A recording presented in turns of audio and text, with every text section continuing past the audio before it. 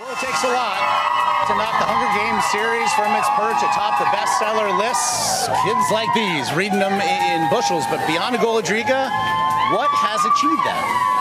These books are flying off store shelves. A lot of these people have read these books as well. A series of 6 books, Mortal Instruments, is what has replaced Hunger Games as a hot new hit with legions of fans who are hungry for more of the supernatural tween thrillers. I spoke to the author Cassandra Clare about her fever for the novels.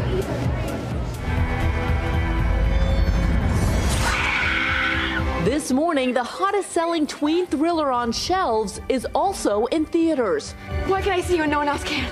You're not a mundane. What is a mundane?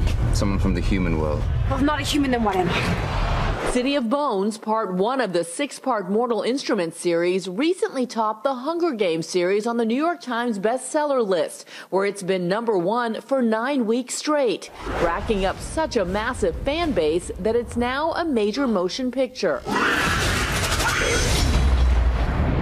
It stars Jonathan Rhys-Meyers and Lily Collins as the lead role of Clary Frey, the seemingly ordinary teen who battles extraordinary villains, from demons to vampires and werewolves.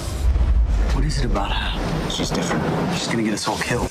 We sat down with Cassandra Clare, the author of the series. Can you just take us into your brain for a minute? Where did the idea come from? I've always been really fascinated by mythology and Paradise Lost, demons and angels, so sort of wove those things together. And then I'm the granddaughter of a producer of horror movies, so I have an imagination that always goes to those places. Her grandfather was legendary horror film producer Max Rosenberg, the man behind more than 50 films, including Tales from the Crypt and The Land That Time Forgot.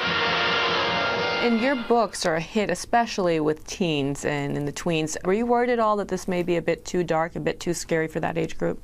I wasn't, because I think that children are fascinated by fear, by monsters, by the taming of monsters, and by darkness. And so I think that, to give them this kind of darkness and a sort of safe way to play around with it is actually perfect for that younger age group. I'd rather die than to stay away from you. Other teen thriller book-to-movie characters helped pave the way. Bella from the Twilight series, Katniss from the Hunger Games. I volunteer as tribute. How important is that to this new generation that's going to be reading this books, to have female heroes? I think very important. We see people of all ages and genders embracing these stories about strong women, and I think that it proves that that's something that we want to see. And when it comes to strong women, it's not just about the written characters, but the writers themselves, which raises the question, is there any rivalry? A success for one of us is success for all of us. The better we do as a group, the better, the better for children's publishing, the better, the more respect for the kind of writing that we do. This is about more than us. Humanity.